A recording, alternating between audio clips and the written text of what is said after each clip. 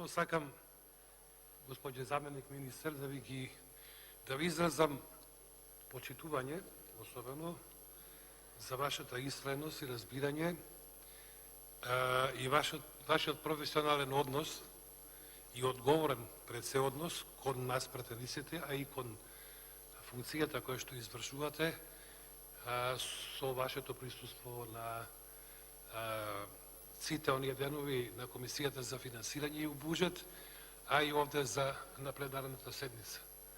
Воедно, критика за министерката, која што не верувам дека лошо ќе си помине во собранието, како што лошо си помина вчера во Стопанската комора. Вие знаете дека вие и ние пратениците имаме изградено еден добар однос и дека воопшто друштвото во собранието не е така лошо, за да се избегнува на начин на кој што тоа го прави министерот за финансии, кој што пред се не само што не ги почитува своите законски обврски, туку на најдиректен начин ги подценува и омаловажува пратениците во собранието, кои што и се првите соработници, затоа што министерот за финансии за време на извршувањето на својата задача како министер е директно насочен на соработката со пратениците, затоа што овој министер е најчесто присутен во собранието. Најмалку еднаш во годината тој мора да расправа за буџетот. Ние сега разговараме за ребаланс на буџетот, меѓутоа за 2 до 3 недели мислам дека ќе дојде и буџетот на дневен ред да се разгледува во собранието и можам да претпоставам на каков однос ќе најде министерот за финансии кога ќе треба да дојде да го брани тој буџет, односно ќе ве жртвува повторно вас, вие да ги покривате тие работи. Не треба да има страв, ние овде дискутираме. Ние овде разговараме заради тоа што претпоставам дека на сите мотивот ни е единствен и еден, а тоа е да го подобриме ребалансот, односно да укажеме на некои недостатоци со цел тој и да биде коригиран. Инаку, како што знаете, ребалансот треба да представува пресек на функционирањето на буџетот. Меѓутоа, што се однесува до овогодишниот ребаланс на буџетот, кој што доаѓа со големо закаснување, може да кажам дека директно преку проекциите кои што се дефинирани во самиот циркулар на ребалансот, се признава погрешната проекција на буџетот за 2019 година, на што ви беше укажувано од наша страна, значи од страна на пратениците на опозицијата, кога беше буџетската расправа минатата година, кога имавме можност да кажеме и да потенцираме, да воочиме, да посочиме и да сугерираме за измена на некои позиции, меѓутоа за жал, ниту тогаш при донесувањето на буџетот, ниту пак сега при расправата за ребалансот, нашите согледувања не беа сослушани. Чумо е тогаш таква опозиција, која што има право, според некого, да зборува, ама нема право тоа што го зборува да биде, еве да речем, сослушано, меѓутоа да не биде послушано, не во сите случаи. Исто така, со ребалансот се признаваат и погрешните проценки во дефинирањето на буџетот и сега преку истиот ребаланс се очигледни се обидите тие да се коригираат. Меѓутоа останува во очи следното.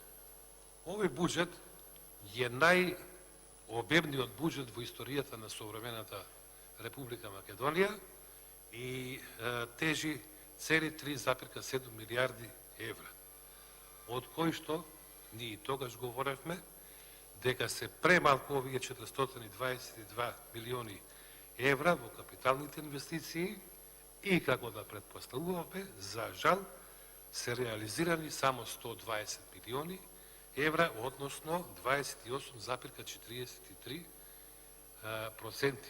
од предвидените средства, што ни дава за право да заклучиме дека реализацијата, односно лошата реализација на овие средства се должи на лошото работење на институциите на кои што им се доделиле средствата да ги потрошат, не знаели или не можеле да ги потрошат. Затоа пак овие средства се пренасочуваат во непродуктивни проекти, односно трошоци или како да ги наречам, преку проектот за минималната плата, каде што е предвидено, за кој што е предвидено да трае 3 години, при што се предвидени по 40 милиони евра годишно, значи 120 милиони евра за 3 години, но што после тоа немаме одговор за сето тоа. И тоа имаме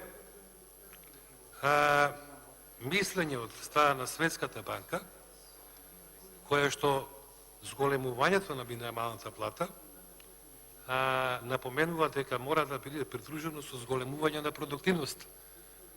Дали ја имаме ние зголемено продуктивноста во оваа година, ја немаме. Инаку, доколку не биде зголемена продуктивноста, на среден рок економијата ќе се соочи со уште поголема намалување на продуктивноста. Затоа е, значи по препорака на Светската банка, тоа е вчера материјалот кој што се појави во медиумите, неопходно внимателно, на што и ние сугериравме, да се анализира и да се донесе на паметна одлука за висината на зголемувањето на минималната плата и оправданоста од тоа зголемување. Меѓутоа, Светската банка напоменува дека ние, меѓу останатото, го зголемивме јавниот долг и фискалниот дефицит како резултат на порастот на теконите расходи поради зголемување на плати. Јас не сум против, меѓутоа тие треба да бидат оправдани, пензии и на субвенции покрај уверениот раст на приходите, што е пак друг проблем. Расходите се зголемија за 8,4% на годишно ниво како резултат на зголемување на пензиите, на платите, субвенциите на здравствените расходи, капиталните расходи, иако се зголемува и понатаму во голем дел остануваат нереализирани. Ова што претходно го зборував. Ревидираниот дефицит за 2019 година се проектира на 2,% од бруто домашниот производ, што представува зголемување во однос на 1,1% во однос на 2018 година, а кога ќе се додаде ова, никој пак не го анализираше, дефицитот на јавното предпријатие за државни патишта, вкупниот дефицит се проценува на 2,7%. Тоа е ставот на Светската банка од вчерашниот извештај кој што беше објавен во медиумите. Меѓутоа, лошите политики, економски политики на владата сега веќе излегуваат на површина.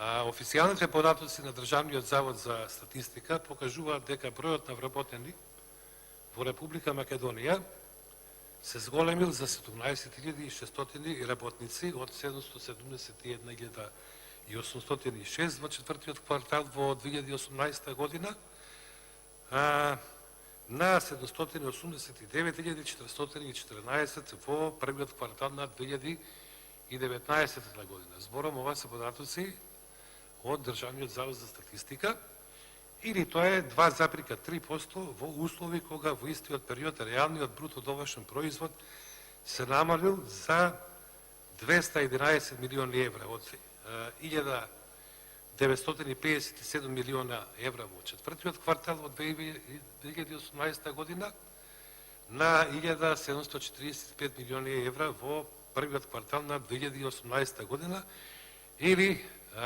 во проценти тоа е од прилика 11% намалување. Ова подразбира значителен пад на продуктивноста на реалниот бруто домашен производ по работник во економијата за цели 13%, што де факто јасно ги подврдува лошите мерки за нереалното зголемување на вработеноста во земјата, што државата го плаќа со пари од буџетот, од нашите пари, од вашите пари, од парите на граѓаните. Овие лоши политики, заедно со најавените мерки, ова што ја споменав на почетокот, се вештачки раст на платите, нема да обезбедат никаква економска придобивка за граѓаните. Единствено ќе имаат погубни ефекти за македонската економија од аспект на губење на конкурентноста на корпоративниот сектор и пат на развојниот потенцијал на економијата во наредниот период. Ние за ова повеќе пати предупредивме, меѓутоа исти такви загрижувачки тонови доаѓаат и од страна на Народната банка и од страна на Светска банка, кои што треба да се земат во предвид, а таа обврска пред се ја има владата. Да напоменам дека во инфраструктурата, во капиталните проекти се е забрано и патот од градското прилеп, за кој што треба да се исплатуваат пенали, сериозни обештетувања од 100 милиони евра, патот Кичево-Охрид воопшто не е со никаков интензитет на работа, таму исто забрано изградбата. Го воведовте Мој ДДВ како еден проект на кој што директно граѓаните се ставија во функција да бидат даношни инспектори. Сега имате предвидено нов проект, некоја лотарија со ДДВ. Сега и со тоа ќе се преокупираат луѓето во исчекување на некоја си награда, а не на она што треба да го добијат заслужено и што им следува. Во екологијата, односно во заштитата на животната средина, и средствата кои што беа предвидени нити се искористени, па ниту сега ги гледаме во циркуларот на буџетот. Во културата претходно се дискутираше, состојбата е слична како и во стопанството, односно во другите ресори. Во образованието исто така, и сега образованието ќе го гледам од аспект на земјоделството. Вчера имавме можност со пратениците да размениме мислења и дојдовме до еден фрапантен заклучок дека е драстично намален на пријавените студенти на Факултетот за земјоделски науки и храна и во Скопје и на секаде таму кај што ги има. Едва и се 70 студенти запишани, што не значи дека сите ќе завршат. Што од друга страна значи дека или нема интерес за овие науки, или пак ги нема луѓето кои што би можеле да прво се изучуваат факултетот и после тоа да бидат вработени во земјоделскиот сектор, за да може да помогнат во неговиот развој. Жално е тоа, меѓутоа во образованието, особено во земјоделството како една стратешка гранка, која што 14-15% го полни бруто домашниот производ, треба да се има особено внимание и посебно да се внимава на младите луѓе кои што, ако ништо друго, преку наставниот систем да се обидеме да ги задржиме во државата, да не ни одат надвор. Еден од начините на нивното задржување и нивното школување, затоа што македонското земјоделство има потреба од овакви кадри. Ние мораме науката во што поголема мера да ја воведеме во земјоделството. На оваков начин, со игнорирање на потребите на образованието, ние фактички ги губиме и кадрите кои што треба да ги извршуваат и одговорни задачи, заради тоа што, како што кажав, земјоделството е една исклучително битна и социјална, и економска, и финансиска гранка. Ние еден период имаме навистина зголемен обем на земјоделското производство, кое што тежеше од прилика 1 милијарда евра. Македонија е мал пазар и едва и 40% од тоа вкупно земјоделско производство се пласира на македонскиот пазар, што значи 60% или над 600 милиони евра, одеа во извоз, што е значителна ставка во надворешно-трговската размера на Република Македонија и со овие производи. Морам да се навратам повторно на министерот на финансии, кој што во своето експозе пред Комисијата за финансирање и буџет а и овде на пленарната седница, пошто го прочита истиот текст, само со една реченица се осврна на секторот земјоделство, со тоа што напомена дека некои си 500-600 милиони евра се предвидени во овој сектор за сузбивање на болеста афричка чума, болеста кај свињите. Сега се испоставува покрај сите контроли и убиства на дел од свинскиот фонд, дека врз основа на анализите кои што се земени од крвта на овие животни, нема афричка чума. Не знам колку диви свињи биле отстрелани од страна на ловечките друштва во Македонија, иако тие уште на почетокот не сакаат да прифатат таа обврска да се врши отстрел на дивите свињи, прво заради тоа што екстремно ќе го намалиме дивечот во државата, а второ нема да се постигнат никакви ефекти што се покаже и точно. Ама ние потрошивме толку, го наказивме, го намаливме стадото на свињи во државата и сето тоа заслужува критика. Меѓутоа таа критика треба да биде лоцирана пред се во наодговорните луѓе во Агенцијата за храна и ветерина, заради тоа што тие своевремено не постапиле така како што треба да се постапи. Постфестум со барање постапување, со барање средства и да ја да бидат дефинирани во ребалансот, па уште да се потврди дека немало заразени животни, значи дека некој мора да поднесе одговорност за сето тоа. Ние се јавивме со еден амандман, тоа беше првиот амандман кој што за жал беше одбиен во делот на земјоделството, тоа е во делот на формирање на интервентниот фонд кој што за жал беше одбиен.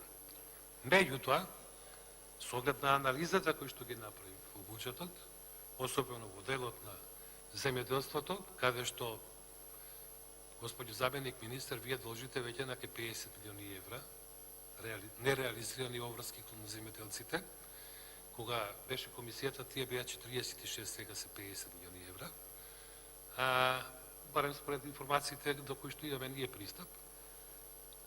Немате простор од каде да ги најдете овие средства во интервентниот фонд, кои што ние ги предложиме да бидат како средства наменети за обештетување на лозаропроизводителите, односно обезбедување на тие 2-3 денари по килограм од откупено, односно предадено грозје во лиценцирани откупувачи, за да може на поефикасен начин на вистина да го исполните ветувањето. Сега владата нема простор, нема средства, нема од каде, нема извори за да она што го има ветено го реализира. Ветено е пред месец дена. Нема пари од каде, ние најдовме, предложиме едно елегантно решение кое што не беше прифатено. 300 милиони, тоа се околу 5 милиони евра, инаку според нашите проценки, доделувањето на овие 2-3 денари треба да изнесува околу 6 милиони евра. На 5 обезбедени милиони евра ќе се снајдете за уште 1 милион, за да може да бидат исплатени лозарите, ама не излажени. Сега мислам дека ќе се случи и првото и второто. Жал ми е, меѓутоа едноставно се нема средства. А патам да кажам дека интервентниот фонд е дел од програмата предизборна и ветување дека на сегашната власт, дека откако ќе се формира владата, во рок од 6 месеци ќе биде формиран овој интервентен фонд.